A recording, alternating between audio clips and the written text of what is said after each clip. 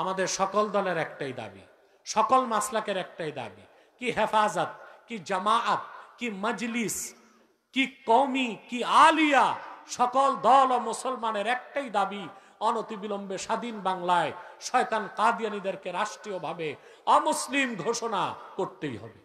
ঠিক না? আছেন না? কথা বললেন না যে? কেউ আলিয়ার, কেউ কওমি, কেউ সাদা টুপি, কেউ কালো টুপি, কেউ লম্বা টুপি, কেউ গোল টুপি, থাকুক না ভাই। মাসলাকগত দ্বন্দ্ব আছে, থাক। মাদ্রাসাগত দ্বন্দ্ব আছে, তাও থাক। কিন্তু তিনটা ইস্যুতে এক হয়ে যাবেন। কয়টা ইস্যুতে? এটা মনে থাকবে। ইসলামের সুমহান স্বার্থ রক্ষায় সব এক হয়ে যাবে। মুসলমানদের মৌলিক দাবি আদায়ে, আমাদের মৌলিক দাবি কি আদায় হচ্ছে? 50 বছরে কোন সরকার মানছে আমাদের দাবি? 50 বছর যাবত দেশের আলেমরা বলতেছে, মুসলমানরা বলতেছে কাদিয়ানীদেরকে অমুসলিম ঘোষণা করো। কোন সরকার করছে? 50 বছর যাবত মুসলমানরা বলতেছে বাক স্বাধীনতার দোহাই দিয়ে ইসলামের বিরুদ্ধে কেউ যদি কথা বলে তাদেরকে প্রতিরোধ করতে ব্লাসফেমি আইন করো। কোন সরকার মানছে? কেন? রবীন্দ্রনাথের জাতীয় সঙ্গীতের বিরুদ্ধে কথা বললে রাষ্ট্রদ্রোহী মামলা হয়, সংবিধানের বিরুদ্ধে কথা বললে রাষ্ট্রদ্রোহী মামলা হয়, কিন্তু ইসলামের বিরুদ্ধে কথা বললে কোন আইন নাই, মামলা নাই, অর্থাৎ ব্লাসফেমি আইন করবে না। আমাদের দাবি কেন মানে না? আমরা এক হইতে পারি না। তা আমরা এক হব। 3 নাম্বার যে বিষয় আমরা এক হব তা হচ্ছে বাংলাদেশের স্বাধীনতা। এই স্বাধীনতা যেন নষ্ট না হয় সেদিকে আমাদের লক্ষ্য রাখতে হবে। পারবেন না? আমাদের এই 3টি স্বার্থের বিরুদ্ধে কাজ করতেছে বাংলাদেশে 3টে অমুসলিম সম্প্রদায়। তার মধ্যে সবচেয়ে জঘন্য হচ্ছে কুখ্যাত কাদিয়ানী সম্প্রদায়। নিঃসন্দেহে তারা কাফের এবং অমুসলিম। তাদেরকে যারা কাফের বলবে না, তারাও কাফের। তারা মানুষকে ধোঁকা দেয়। মানুষকে ধোঁকা দিতে মুসলমানদের মতো দাড়ি রাখে, টুপি লাগায়, মুসলমানদের মতো নাম রাখে। তাই বলি কি তারা মুসলমান হতে পারে?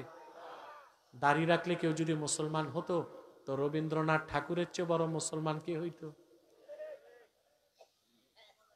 টুপি লাগালে মুসলমান হওয়া যায়? দিল্লি পার্লামেন্টে দেখবেন হিন্দু এমপিরাও টুপি লাগায়, মুসলিম হবে? নাম রাখলে মুসলমান হওয়া যায়? এক শয়তান বোতলে পেশাব করে উপরে নাম দিছে শরবত। ওটা কি শরবত হবে? ভিতরে কি? তদ্রুপ কাদিয়ানীরা কাফের।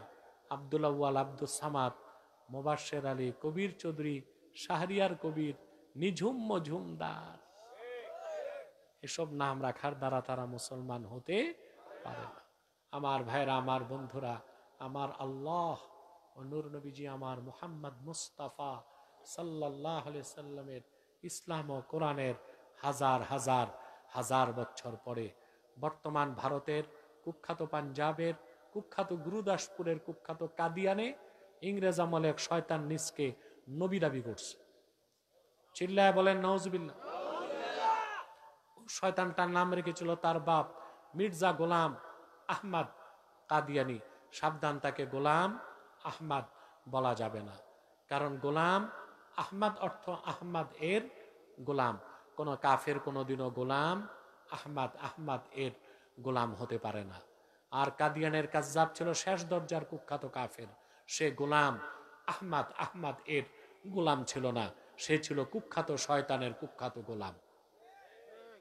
কাদিয়ানের কাজ্জাব, মিথ্যা নবুয়তের দাবিদার মির্জা গোলাম শয়তান কাদিয়ানির উপর গজব এসেছে 1908 সালে। যখন গজব এসেছে, কাদিয়ানের কাজ্জাব মিথ্যা নবুয়তের দাবিদার মির্জা গোলাম শয়তান কাদিয়ানি 1908 সালে ধ্বংস হয়ে কুখ্যাত জাহান্নামের কুখ্যাত কুকুরে পরিণত হয়েছে। তার অনুসারীরাও ধ্বংস হয়েছে। বর্তমানে কিছু কাদিয়ানি বাংলাদেশে আছে। ইতিমধ্যেই তারা 100 সেন্টার করে ফেলেছে বাংলাদেশ। নাম পরিবর্তন করে করে মিথ্যা পরিচয় দেয়। কখনো নিজেদের পরিচয় দেয় আহমদি জামাত, কখনো বলে আহমদিয়া জামাত, কখনো বলে আহমদি সম্প্রদায়, কখনো বলে আহমদিয়া সম্প্রদায়, কখনো বলে আহমদি মুসলিম জামাত, কখনো বলে আহমদিয়া মুসলিম জামাত। সাবধান, যত কাদিয়ানি ছিল আছে থাকবে, তারা কেউ আহমদি জামাত নয়, আহমদিয়া জামাত নয়, আহমদি সম্প্রদায় নয়, আহমদিয়া সম্প্রদায় নয়, আহমদি মুসলিম জামাত নয়, আহমদিয়া মুসলিম জামাত নয়। তারা শয়তানি জামাত, কুখ্যাত জাহান্নামের কুখ্যাত কুকুরের দল।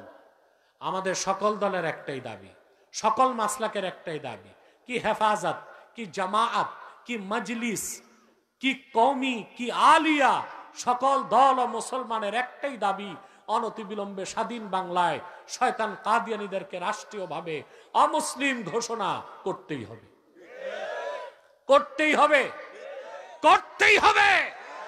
এই দাবি আদায়ে তাহরিকে খাতমে নবুয়ত বাংলাদেশের ব্যানারে জান ও মাল দেবার যদি ডাক আসে, কারা কারা প্রস্তুত আছেন হাত তুলে দেখা। সম্মানিত সুধী, তাদেরকে অর্থনৈতিক সহযোগিতা করবেন না, করেন আপনারা? জি করেন। প্রাণ কোম্পানির যত জিনিস তাদের, সেজান কোম্পানির জুস তাদের, আর FL এর পণ্যগুলো তাদের, প্রথম আলো, ডেলি স্টার, কালের কণ্ঠ এগুলো তাদের। এগুলো ধরবেন না, কিনবেন না, বেচবেন না, নৈতিক দায়িত্ব হিসেবে মনে থাকবে। আরেকটু অমুসলিম সম্প্রদায় আমাদের স্বাধীনতার উপর আঘাত করছে, এটা হচ্ছে ঈসাই জামাত, খ্রিস্টানদের একটা গোপন দল। এদের পুরো নাম হচ্ছে ঈসাই তরিকা ভুক্ত মুসলমান, আদতেই খ্রিস্টান। তা মানুষকে খ্রিস্টান বানায়, তারপর বলে তোমার পরিচয়, বলে মুসলমান। কি মুসলমান? ঈসাই মুসলমান। তার মানে? তার মানি জানি না, বলে তুমি ঈসার উম্মত মুসলমান। নাউজুবিল্লাহ। ঈসার উম্মত কি মুসলমান না খ্রিস্টান? এইভাবে 1975 সাল থেকে এই পর্যন্ত তারা 2.5 লক্ষ পরিবারকে খ্রিস্টান বানাইছে। অন্যান্য খ্রিস্টান মিশনারিও খ্রিস্টান বানাচ্ছে। গত 17-18 দিন আগে রংপুর হারাগাছে এক জায়গায় 300 মুসলমান খ্রিস্টান হয়ে গেছে। বড়দিন উপলক্ষে খ্রিস্টানরা তাদের এক একজনকে মাত্র 45,000 টাকা করে দিচ্ছে। আমার দুঃখ, বাংলাদেশে কতগুলো সংগঠনকে জঙ্গি নাম দিয়ে নিষিদ্ধ করা হয়েছে, খ্রিস্টান মিশনারিদেরকে বন্ধ করা হয় না কেন? ওরা তো আমাদের স্বাধীনতায় আঘাত করবে কিছুদিন পর। খ্রিস্টান সংখ্যা যখন বেড়ে যাবে, তখন ইন্দোনেশিয়াতে যেমন পূর্ব তিমুরকে তারা স্বাধীন করছে, সুদানে দারফুরকে স্বাধীন করছে, আমাদের পার্বত্য চট্টগ্রামকে আলাদা করে খ্রিস্টান রাষ্ট্র বানাবার চেষ্টা করবে। অতএব আমাদের সকল দলকে এক হয়ে এই খ্রিস্টানদের ফিতনাকেও প্রতিরোধ করতে হবে। বিদায় লগ্নে বলে যে আরেকটা বাতিল ফেরকা হিজবুত তাওহীদ, সাবধান থাকবেন।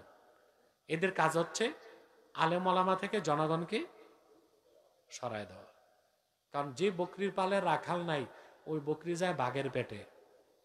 আর যে কওমের নেতৃত্বে আলেমরা নাই, ওই কম যায় বিজাতির খপ্পরে। তাহলে হিজবুত তাওহীদের ব্যাপারও সতর্ক থাকবেন। পারবেন তো ইনশাল্লাহ?